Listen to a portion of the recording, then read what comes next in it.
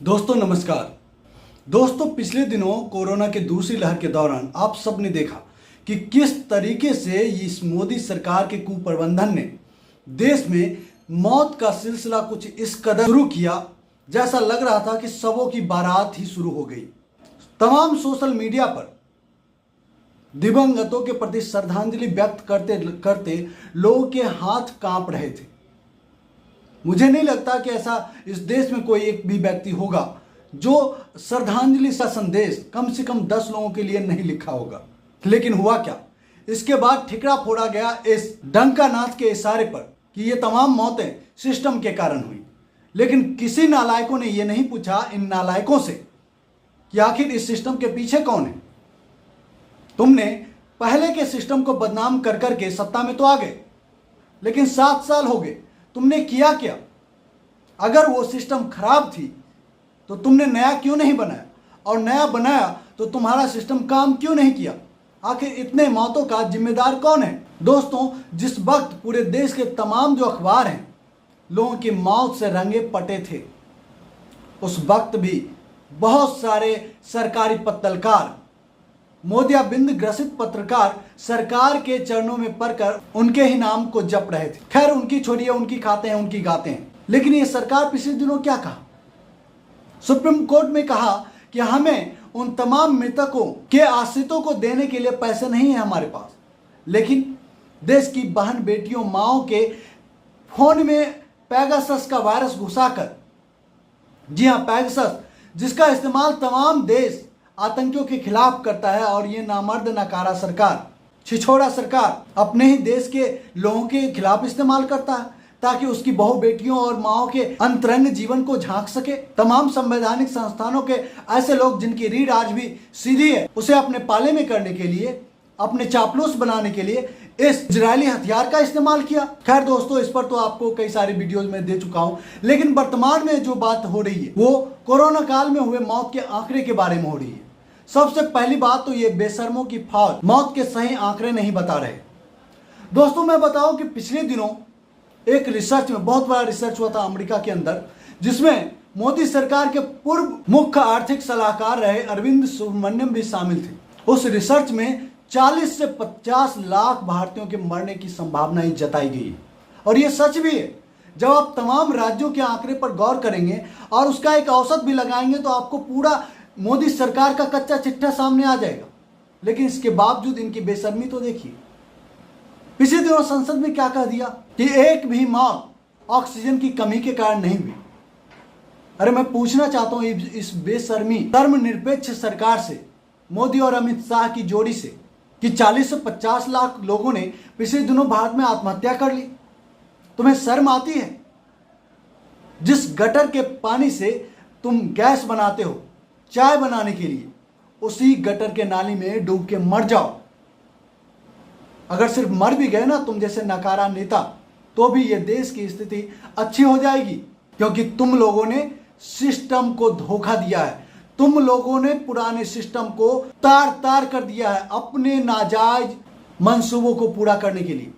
और डॉक्टर मनमोहन सिंह को कहते थे कि रिमोट से चलने वाला प्रधानमंत्री।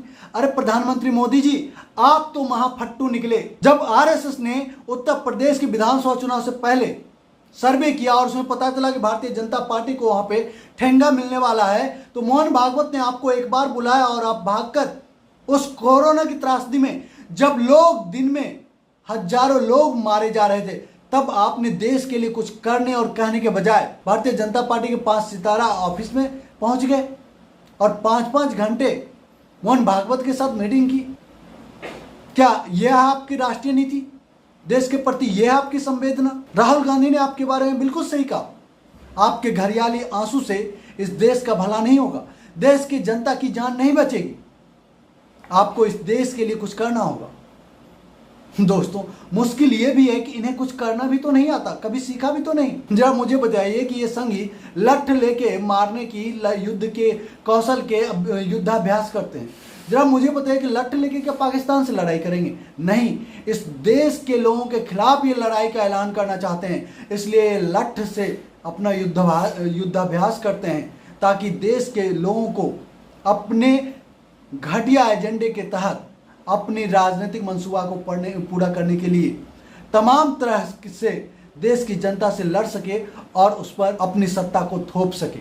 दोस्तों, मैं आपको बताऊं कि उत्तर प्रदेश में विधानसभा का चुनाव अब जल्द ही होने वाला है, लेकिन उससे पहले भारतीय जनता पार्टी का एक विधायक जो कि अक्सर मुखापलत करता रहा है और एक बार फिर मोदी सरकार के इसी ऑक्सीजन की कमी से कोई नहीं मरा, इसकी पोल पट्टी को पूरी तरीके से खोल कर रख दिया। जी, हम बात कर रहे हैं हरदोई से विधायक श्याम प्रकाश की। दोस्तों, श्याम प्रकाश ने क्या कहा जरा वो सुनिए आप। ऑक्सीजन की कमी से सैकड़ों लोग तड़प तड़प कर मर गए, लाखों परिवारों का दर्द किसी को नहीं दिखाई दिया। जी हाँ, हरदोई के गोपा मऊ से बीजेपी के विधायक ने अपनी ही सरकार की रिपोर्ट को झूठा करार दे दिया। सोशल मीडिया पर उन्होंने खुलकर लिखा, ऑक्सीजन की कमी से सैकड़ों लोग तड़प तड़प कर मर गए, विधायक राजकुमार अग्रवाल सहित लाखों परिवारों का दर्द किसी को दिखाई नहीं देता।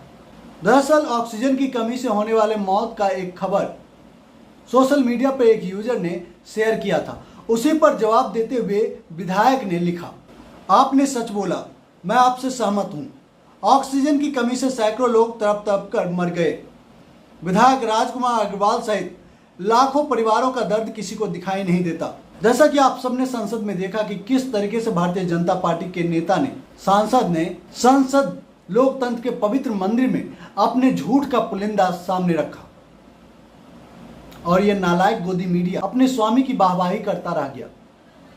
आखिर उसकी खिलाफत कर भी कैसे सकता है। दोस्तों, आपको बता दें कि यह पहली बार नहीं है कि विधायक श्याम प्रकाश ने इस तरह की बातें कही है। इससे पहले भी कोरोना काल के दौरान उन्होंने अपने विधायक निधि से 25 लाख रुपए दिए थे। फिर बाद में इसे कानूनन पास करके फिर से फंड जुटाने की बात कही गई। तब विधायक श्याम प्रकाश ने एक बार फिर से जिला प्रशासन से अपने रुपये वापस मांगने लगे।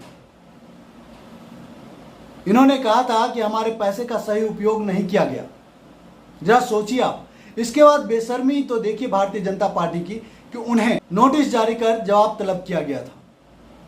लेकिन आखिर कब तक लोगों के मुंह बंद करोगे भारतीय जनता पार्टी के नेताओं? कब तक? आप सबने देखा कि मां गंगा के उदर में हजारों शव तैरते दिखे, पूरी दुनिया ने देखा।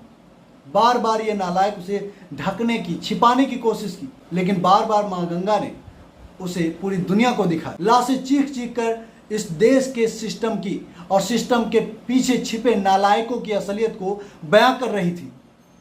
लेकिन एक बार फिर इन शर्म निरपेक्ष सरकार को ये दिखाई कहां देती, शर्म कहां आती। तो दोस्तों, इस टॉपिक पे इतना ही। अगर हमारी बातें आपको अच्छी लगी तो वीडियो को लाइक कीजिएगा, शेयर जरूर कीजिएगा और जो दोस्त पहली बार हमारे चैनल न्यूज़ भारती पर आए हैं, आपसे निवेदन है कि हमारे चैनल को सब्सक्राइब कर लें और बेल आइकन को जोर दबा दें ताकि हमारा हर एक वीडियो सबसे पहले आपको मिले। जय हिंद, जय भारत, जय संविधान।